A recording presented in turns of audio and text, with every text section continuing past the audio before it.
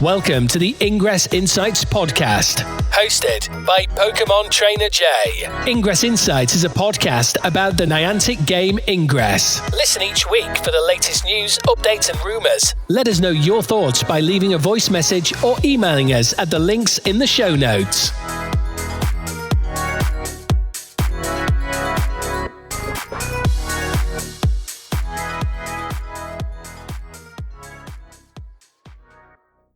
Additional intel available.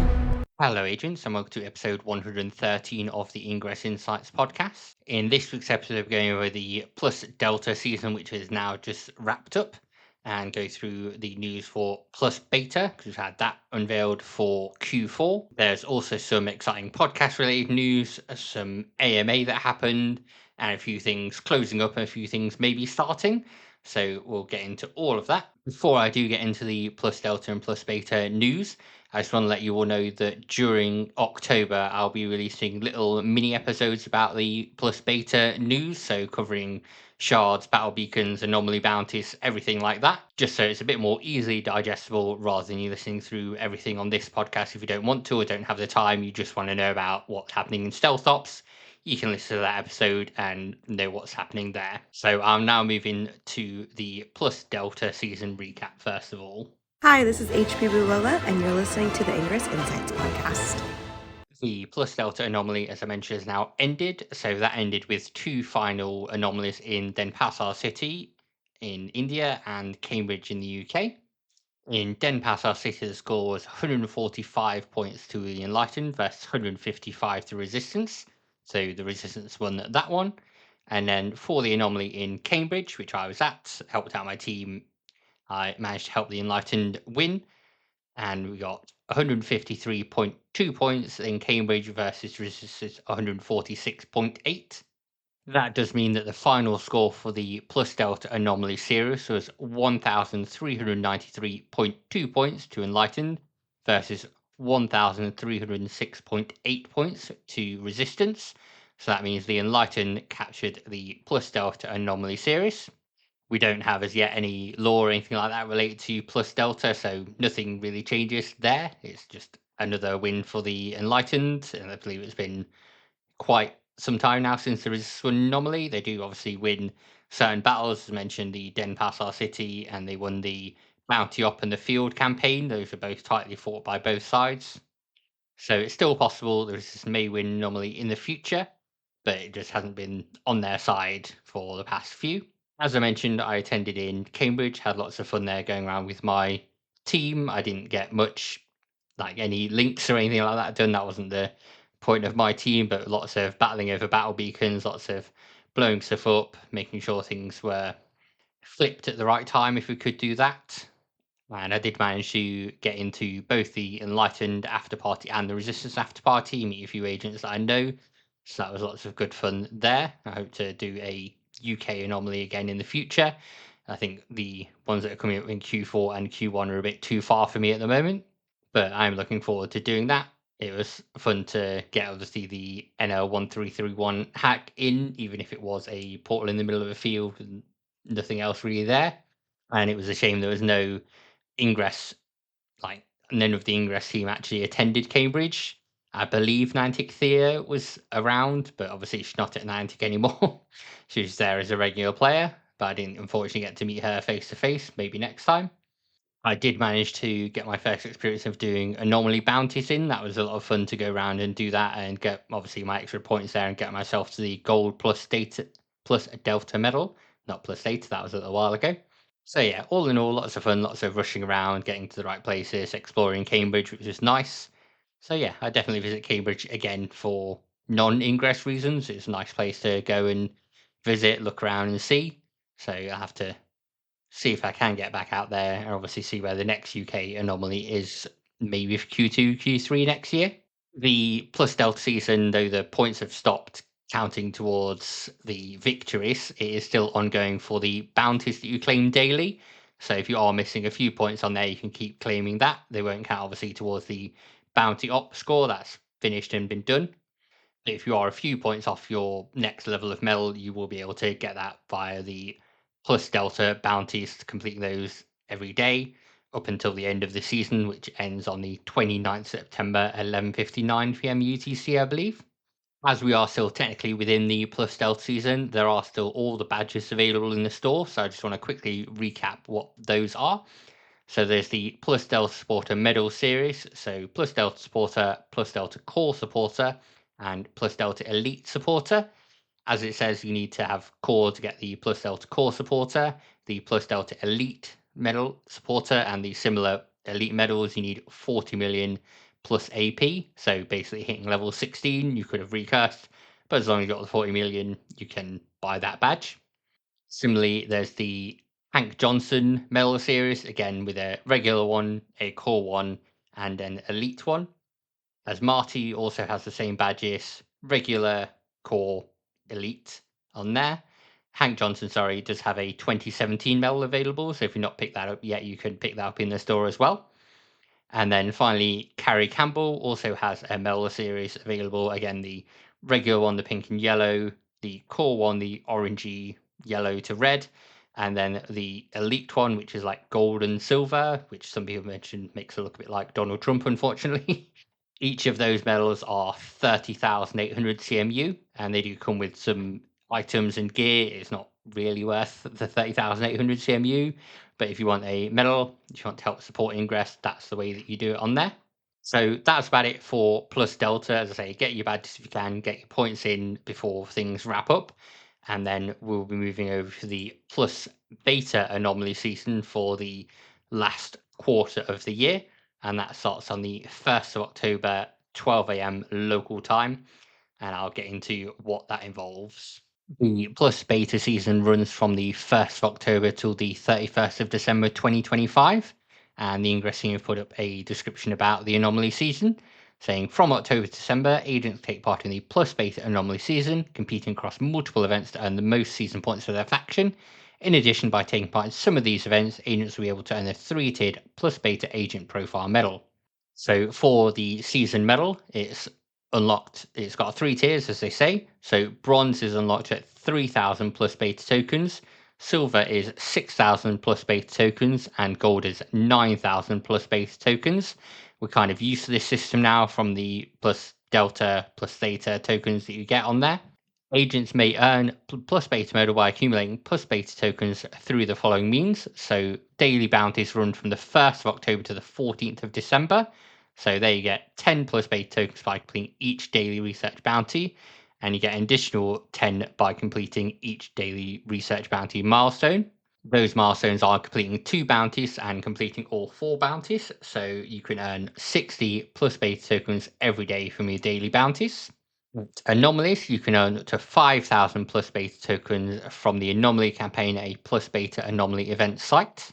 The new thing we've got is the plus beta build-up battles, where you can earn 3 to 33 plus beta tokens by interacting with the battle beacon.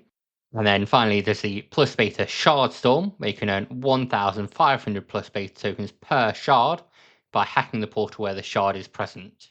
So that's all the ways that you can earn it on there. I want to cover, first of all, the plus beta global bounty op that we do have ongoing anyway. Well, sorry, we do have similar versions of, but I want to just cover it in detail if you're not aware of it. The plus beta daily bounty global op starts on the 1st of October 2025, 12 a.m. local time, and it runs until the 14th of December 2025 at 11:59 p.m. local time. If you haven't competed in one of these before from previous seasons, what you need to do is complete your daily bounties. So if you go on to dispatch from your scanner, you'll see there are 4 tasks that you need to do that day. So there'll be things like destroying links, claiming kinetic programs, maybe hacking a certain amount or earning a certain amount of glyph points. Completing these means you can get up to 60 plus beta tokens per day. So you get 10 for each task that you do, and then you get 10 for completing 2 of them, and you get an additional 10 for completing all 4.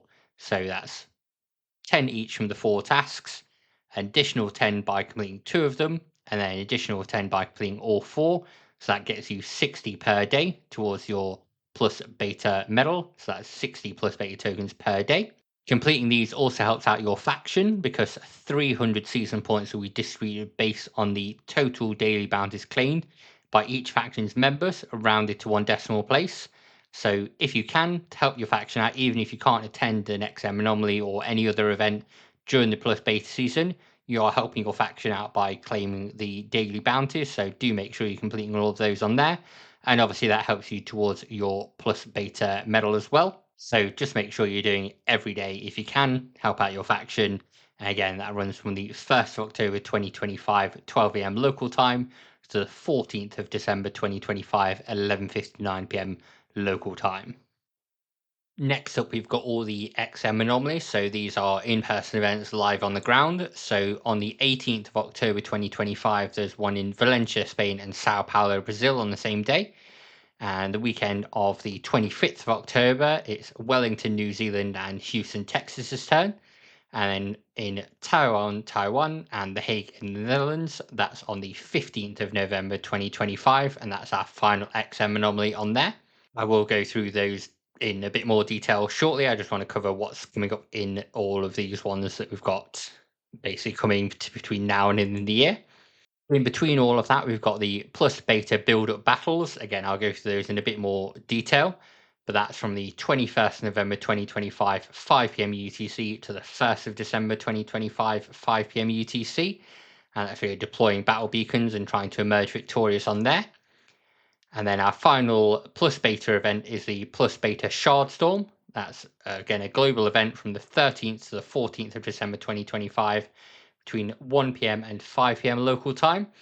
And that's trying to traverse shards greater than a defined minimum distance. So a few new things on there, as I mentioned, that are interesting, but I'll go through and break those down a little bit more. At an XM Anomaly, the first event that actually happens is Stealth Ops. So that runs on the Friday of the weekend from 5 p.m. to 10 p.m. It can be even longer. That's a location that's decided by the caterer who's running that event. So these are people from the Go Rook company that will get factions doing physical exercises or puzzles, things like that, making glyphs. It all depends on what the caterer wants to do. You'll have various different caterers who do various different things, but it's a lot of running around with weights in your Go Rook backpacks and seeing who can win the kind of physical endurance competitions. It's lots of fun from what I've seen. I've not participated in one myself, but it is worth 10 season points, and that can make all the difference, as you may have seen in previous Anomaly series scores. So do make sure, if you're feeling physically fit enough that you can support your faction, do sign up for that and check out everything over at GoRook's website where you can get details on there. And then you may be able to learn what's coming up next at your Stealth Ops as well. The next event you get an XM Anomaly is Urban Ops, and that's the following morning. So that's the Saturday 9 a.m. to 12:30 p.m. Again, that's worth 10 season points on there. Rook describe Urban Ops as the physical requirements being less than Stealth Ops, say it is more challenging and occurs at a fast pace than normal Anomaly gameplay, and it's accessible to all agents who are capable of moving several miles within the allotted time frame. As a team, all agents have strength that can contribute to a successful outcome. To attend Urban Ops, you need to obviously register via GoRook and via Ingress via the links that are on there. Take a rucksack or backpack. Obviously, they recommend GoRook gear if you can get that.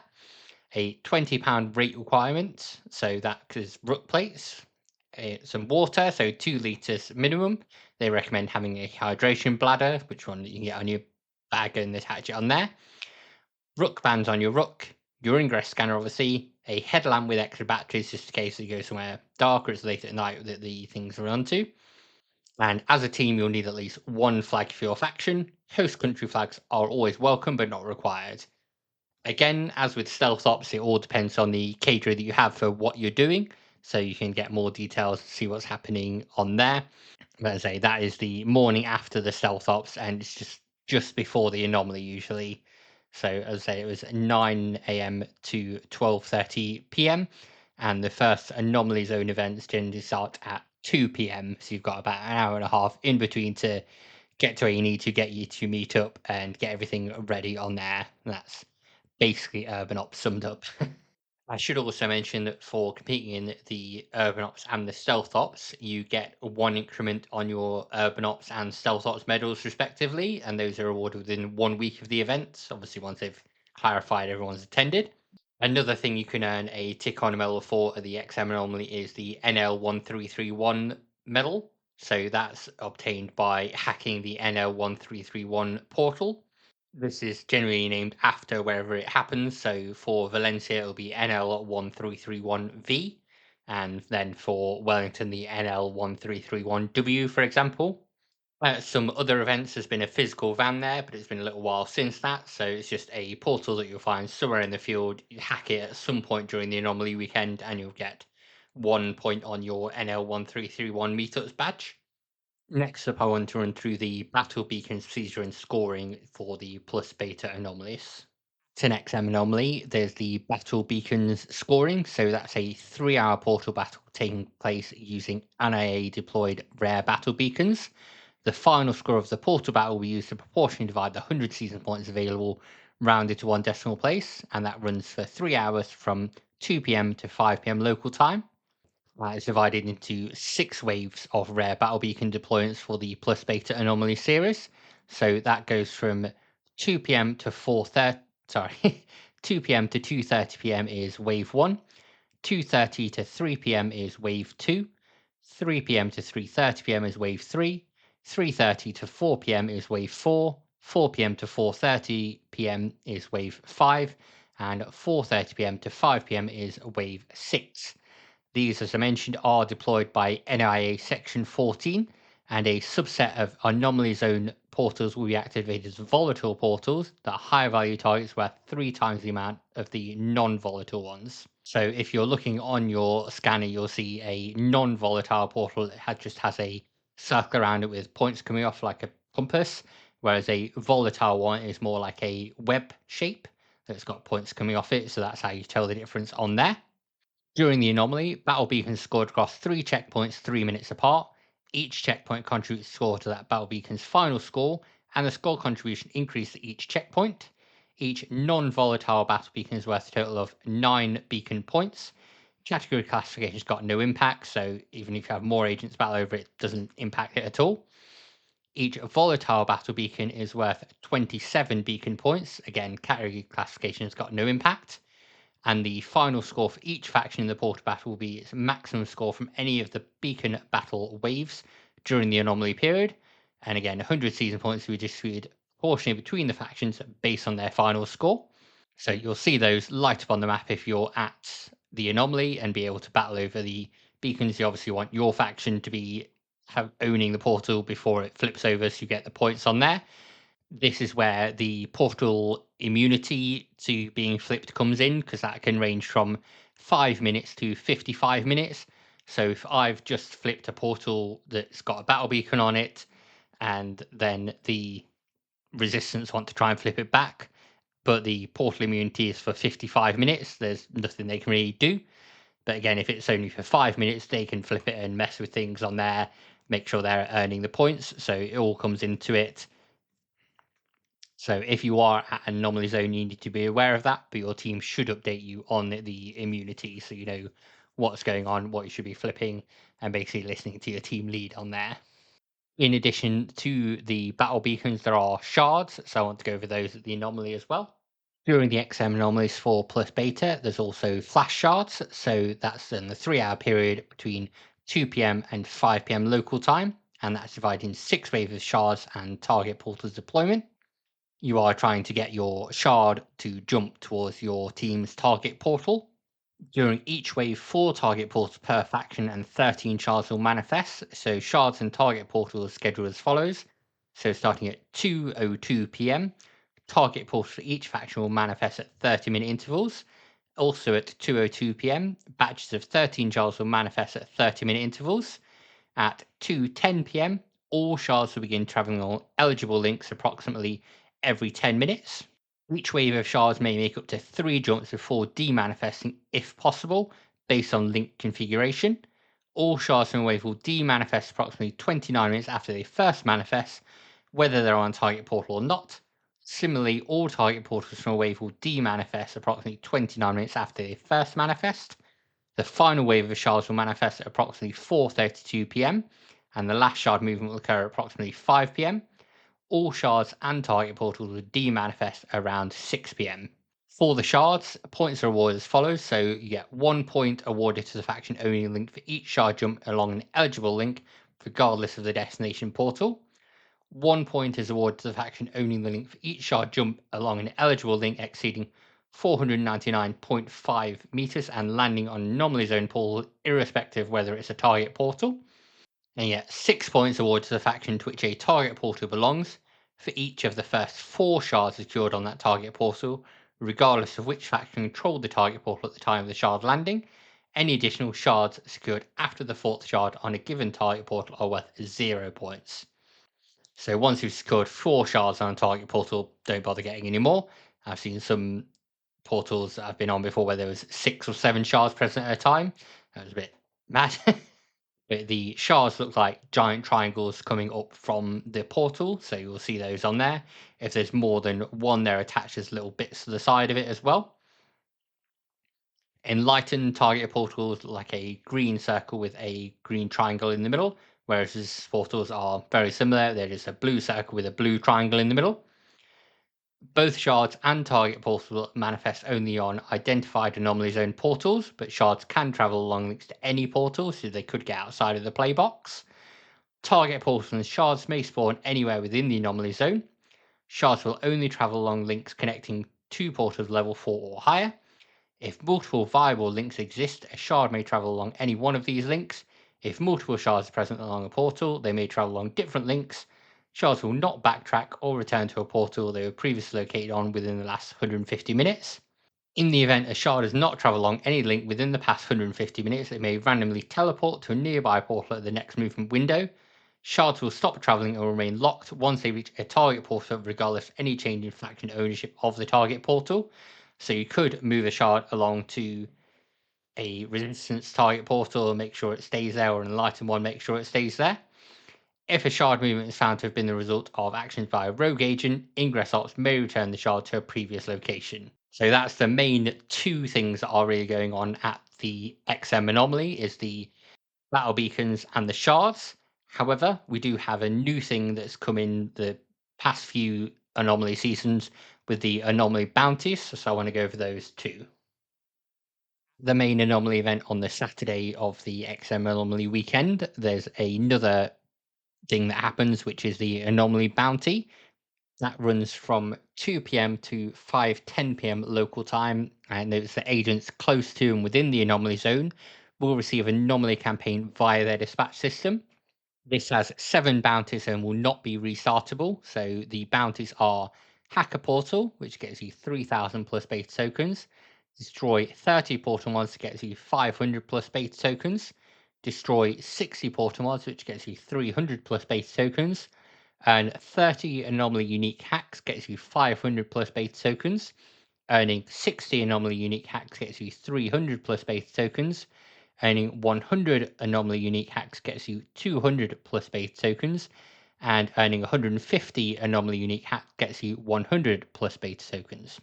If you complete the entire campaign, so all 7, you get another 100 plus beta tokens. So to earn a anomaly unique hack, an agent must hack a portal as part of the anomaly zone between 2 p.m. and 5 p.m.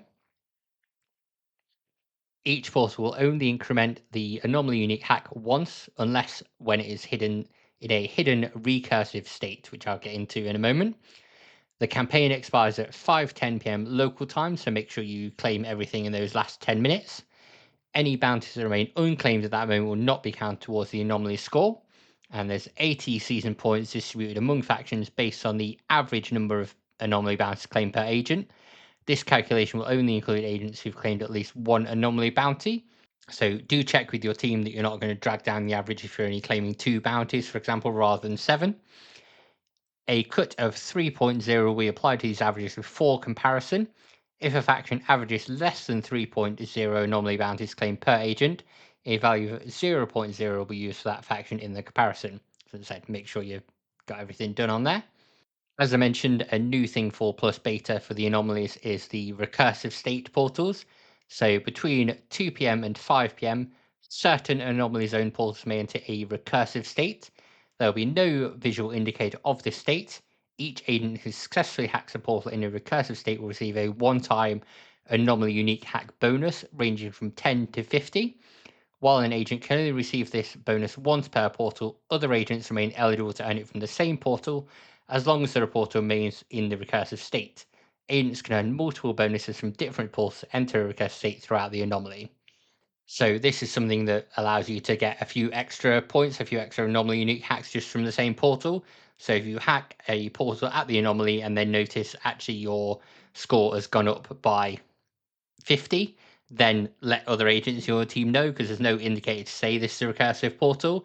But if there's agents aiming for their anomaly bounties and they could get 50 from hacking one portal, that's going to clear off the 30 unique hacks straight away and get you a good way to the 60 unique anomaly hacks. So let your team know if you do find one, because there's no visual indicator as it says. Ingress no and Niantic Spatial no, but agents have no idea which ones are in recursive states. So as I said, that's worth 80 season points, so make sure you're completing that if you can. That about wraps up what's happening at the Anomalous, besides Operation Clearfield, which I will get into in a later episode and discuss a bit more detail. So I want to move into now talk about the Plus Beta build-up battles, which is a new thing we've got going on as well. The Plus Beta build-up battles are a new thing for this Anomaly season. So this operation begins on the 21st of November at 5 p.m. UTC and includes on the 1st of December 5 p.m. UTC. So scoring for the operation window will include all rare and very rare battle beacons that conclude within that time frame. Agents have the option to deploy battle beacons from their personal inventory, or utilize the battle beacon activated at the end of the scepter cycle at any portal that's been scanned 7 times during the scepter cycle. So for this, there are individual rewards, which are plus beta tokens. So agents earn plus beta tokens by participating in battle beacons, regardless of whether they deployed the battle beacon. The number of plus beta tokens awarded depends on the battle category, which is as follows. So category 1 will get you 3 plus beta tokens, category 2 is 7, category 3 is 12 plus beta tokens, category 4 is 18 plus beta tokens, category 5 is 25 plus beta tokens, and category 6 is 33 plus beta tokens. There is no limit on the amount of plus beta tokens an agent can earn during this operation. So if you do have people that are willing to participate in battle beacon battles to get you all the way up to category 6 and get 33 plus beta tokens on a few, you'll get loads of plus beta tokens. For the faction score, 2,000 season points to be distributed according to the aggregate number of battle beacon point values claimed by each faction. Battle category is not taken into the calculation, and all proportional allocations will be rounded to 1 decimal place. This is then important for the following event, which is the Plus Beta Shard Storm. So during the Plus Beta Shard Storm weekend, 50 shards will manifest at various global locations, with some appearing on Saturday and others on Sunday. So that's between the 13th and 14th of December from 1 p.m. to 5 p.m. local time on both days. The placement of shards will be contingent upon several factors, including the number of battle beacons activated during the plus beta build-up battle and geographical proximity. A maximum of 2 shards may appear within the same regional cell on any given calendar date. 10 days prior to the shard's manifestation, the respective spawn portals will be ornamented, so you'll be able to see those on the map. These shards will manifest at 1 p.m. local time. Starting at 2 p.m. local time, these shards will traverse along portal links when possible on hourly basis till approximately 5 p.m. Subsequently, the shards remain in their current location till 9 p.m. local time, intended only for hacking. So this is sort of similar to an XM anomaly or a shard skirmish where they're appearing there, but you can influence it by doing the plus beta build-up battles. There is some portal immunity during this that I've already mentioned about in the XM anomaly, so where you can't flip portals. The shards themselves will only travel along links connecting to portal level 4 or higher.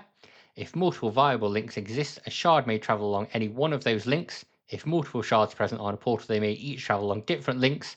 Shards will not return or backtrack to a portal they were previously located on within the last 150 minutes. In the event that a shard has not travelled along any link within the past 150 minutes, it may randomly teleport to a nearby portal in the next movement window. If a shard is found to have been the result of action by a rogue agent, Ingress Ops may return the shard to a previous location. There are some individual rewards for the Shard Storm, so agents who successfully hack a portal where a shard is present will be granted 1,500 plus beta tokens per shard. Those do hang around till 9 PM as they mentioned. Each shard will award plus beta tokens to an agent only once, though an agent may accumulate multiple influence instances of 1,500 plus beta tokens by hacking various shards through the weekend. And this also has an impact on the faction score. So factions will earn season points based on how far shards travel over faction-owned links during the Shard Storm weekend. You get 5 season points for each jump over a link between 1 kilometer and 5 kilometers in length, 10 season points for a single jump over a link longer than 10 kilometers. No further points will be given for subsequent jumps by that shard, and the final score will be added to the plus beta shard storm will be published shortly after the completion of the weekend's final jump. So again, those two, the plus beta build-up battles and the plus beta shard storm, work with each other. And I believe that's our final plus beta event for the calendar year for ending up the plus beta anomaly season. It wouldn't be an Ingress Anomaly season without a load of badges to buy in the store. So from the 1st of October, 12 AM UTC to the 31st of December, 11:59 PM UTC, you can get the Plus Beta Supporter Medal Series. There's 2 badges in that. I'd assume a regular one and a core one. Those are 30,800 CMU each. I'm not sure what's in them yet. Then from the 15th of October, 12 AM UTC to the 31st of December, 11:59 PM UTC, there's the Acolyte 2025 medal series. One is a two-faced kind of medals again, one pink and yellow, one green and lighter green, as well as the Acolyte 2016 medal from the archives, again, all 30,800 CMU. From the 29th of October, 12 AM UTC to the 31st of December, 11:59 PM UTC, the Dark XM Victor Cariz medal is available, which is our Halloween 2025 one, again for 30,800 CMU. There are some plus beta build-up battle related bundles. It's not clear what's in them. From the 21st November, 5 PM UTC to the 1st of December, 5 PM UTC, between 10,800 and 30,800 CMU each. Again, not clear what's in them. It sounds like it's just items and not badges. Then the final set of medals is available the 26th of November, 12 AM UTC to the 31st of December, 11:59 PM UTC. And that's the Jahan 2025 medal series and the Jahan 2019 medal from the archive.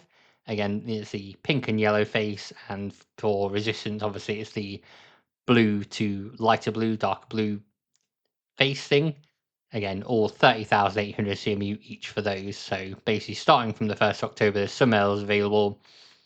If you check in from the 26th of November, you'll see all the medals available on there. So there should be 9 medals available. So you'll be able to pick those up if you think it's worth it in the store. They'll come with some other items, but it's not clear what as yet. We'll have to see when they do come out and hit the store. That's it for anomaly related news. There was a lot this time, so I'll move into some general Ingress news now.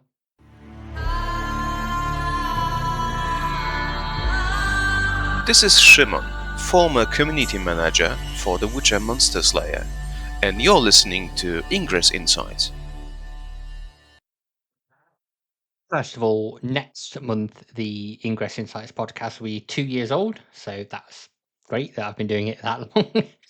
More than 100 episodes in, and various events have happened in Ingress and for the podcast. I'm quite happy with it.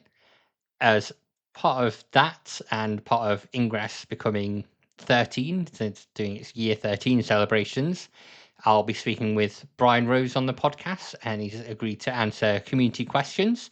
So I'll link in the show notes the Reddit thread where you can post those. If you don't have a Reddit account, obviously you can contact me on Blue Sky or via email. All the social media links are in the show notes. So just reach out to me on there. If you don't want me to, if you don't have a Reddit account and can't post, adding them to a comment that's on Reddit just so I don't miss them off. If your first language isn't English and you're asking a question, again, if you put it on Reddit, I'll put a translation beneath it. So feel free to correct me. but I'll Google Translate things the best I can and hopefully get everything correct on there. I'm going to try and group the questions together because a few categories are becoming evident. Before that, though, Brian and John Hankey and Massa, as well as a few other people from Niantic Spatial, held an Ingress AMA at Meiji Park / Niantic Park. So I'm going to read through the responses here that are from the RGNN ticker, where they've got everything nicely laid out. So it was asked, when will Operation Portal Recon OPR return? And the answer was, it's planned to return later this year. Internal testing is already started and rollout should begin soon. Question 2, will there be an anomaly in Japan? Yes, we are considering it. If there are good candidate location willing POCs, let us know.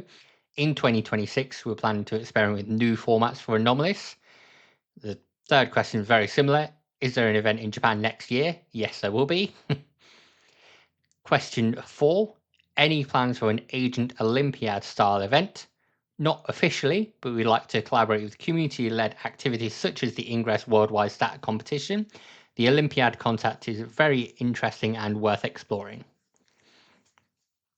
The fifth question was, will Ingress connect with AR glasses? And they said, we're looking at various AR glasses. Niantic may not need to build its own hardware. We're looking at ways Ingress could run on different platforms. So just thinking on this, Niantic Spatial also owns Peridot, and they run on various headsets for their Hello Dots. So I'm guessing that'll be the way they kind of look to go on there. We've got the Snapchat spectacles that get used a lot by the team. The sixth question, how can agents contribute to Ingress outside of in-app purchases? The best way is to invite your friends and family, sharing your set reps and stories, and bringing new people to the game. Posting on social media also helps grow the community. Next up was one that I was curious about. So, will the recruiter medal return? It said the old system was easy to exploit. We are exploring new ways to encourage both recruiting and mentoring new agents. I mentioned before about the Enlightened winning a lot of anomalies basically recently. A question was asked whether there'd be a medal exclusive to the Enlightened for that. Nothing has been announced. If we do it, we'll likely start off in the 2026 series with clear and fair plans for both factions. The ninth question, will Anomaly logo pins and official merch return? Yes, we are looking into it. Agent made swag is great, but we also want to provide attractive official items. And then another question that I would want to ask as well, will the Seer medal return? And they said it is a popular request. We are considering bringing it back with a focus on portal quality rather than just numbers. Again, another question about portals. Will there be a system to remove low quality portals? For now, improving portal quality through Wayfarer, assume they mean Recon, is a priority. Other options may be considered in future. And on-site anomaly participants get a different level than remote participants. Not in the current series for Plus Beta, which I guess, but we are considering adjustments for the next one. The 13th question, will Niantic move away from X/Twitter as the main platform? Yes, the community button in the app now points to Blue Sky. We want to make Blue Sky the new community hub.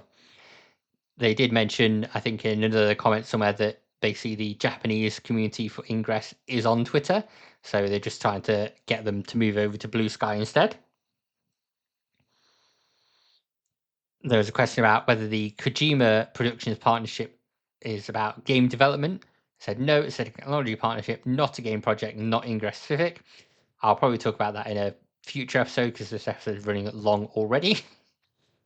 And then the 15th question, what about outdated or broken missions? We don't have a solution yet. In the future, we may explore using Recon for missions as well. The 16th question, any plans to raise the agent cap above level 16? No current plans, but we have received many requests. 17th question, the penultimate one, will there be ways to sort and organize medals? Yes, we are looking to improvements such as categorizing medals by type. And then the final question, can agents delete missions they completed? Not yet, but we do understand the need. So some of these questions the agents have asked for Brian Rose in the upcoming podcast, so it'll be interesting to see a bit more of an elaborated answer on those and see what agents think and what the next steps are on there. They did mention as well on there about the Ingress Worldwide competition. So I just want to remind you all that is, as I'm recording, the 27th of September is wrapping up at the end of the month. So do make sure you've got your stats in, make sure you've got everything uploaded, claiming anything you can on there from the group if you are participating this year. Also, on the 30th September, the campfire groups that are no longer connected to Scopely are being closed down. So a message is put in various groups, including the Ingress campfire group, the official Peridot one, as well as ones for Sunset games that are somehow still around. So the Harry Potter Wizards Unite campfire group is still there, even though the game's not existed for quite some time. It was announced that those will all be closing on the 30th September. I think the only thing of value we're really losing on the Ingress Campfire group was the AMA that Thea and Brian did via Campfire. That was added onto the Ingress community forums, and then it was backed up by the folks at Ingress.plus. So that's still accessible if you do want to go back and read over that. I think I've linked to it before, but I can try and link to it again. That's about it for Ingress news. So I'll just move on to the tiny little bit of Recon news we've got, and then get things wrapped up. Hey there, this is Jeff James, game designer from Marvel World of Heroes, and you're listening to Ingress Insights. As you heard me mention for the impromptu AMA that happened, they said Recon was coming soon. It seems it might be quite soon because now the Recon homepage and opr.ingress.com are active. So you can actually see a sign-in button at the top. It doesn't work yet, but there are graphics to show what happens, review, how you submit portals, that kind of thing. So if you use the Wayfarer homepage since it got refreshed, it is very similar to that, but graphics of people rather than graphics of Captain Dotty, because I guess that got bought up in the Niantic sale. I don't know who owns Captain Dotty now. But it seems it's very soon, so maybe October, November kind of time when you'll actually be able to sign in and view everything on there.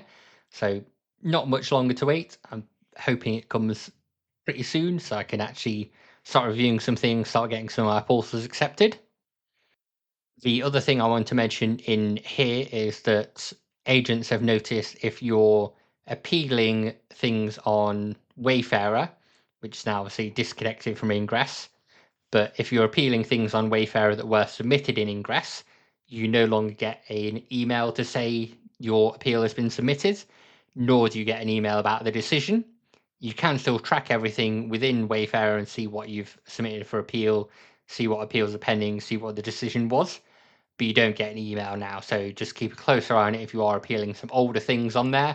I suspect it's due to the split that there's just not bothered to cut off the system somewhere, because it did happen with previous submissions done via Scanner Redacted that there were no emails received for that either. That's everything I've got for this week, agents. It's been a bit of a longer episode. I'll go over my experience at Cambridge in a bit more detail in next week's episode, because it's been pretty busy in this episode, so I don't think I want to cram in any more in here. So hope you have a great weekend, agents. Happy hacking. I'll speak to you again next week. Thank you, agents, for listening to the latest episode of the Ingress Insights podcast. If you'd like to support the podcast, you can do that in a couple of ways. So the easiest way to support the podcast is via Patreon. So you can find at patreon.com/Ingress Insights. And there's a free tier, a $1 a month tier, whatever that is in your local currency, and a $5 a month tier. You can check out what benefits those come with on the Patreon. One other thing you can do that's totally free that helps out a lot is rating the podcast on your podcast service of choice. So where you can leave a rating or leave comments, that always helps increase visibility. And then finally, you can follow us on various social media channels. We use most of them, but the best one to follow us on now is Blue Sky. So that's just ingressinsights.bsky.social. Search for Ingress Insights on Blue Sky, you'll find us on there. Finally, sharing the podcast with friends, family, other agents who want to listen and get updates really helps out and helps get interviews with various Ingress people or other game-related people to then increase visibility more. So anything you can do from those is great. Thanks again for listening, agents. Have a great day. Intel package transferred.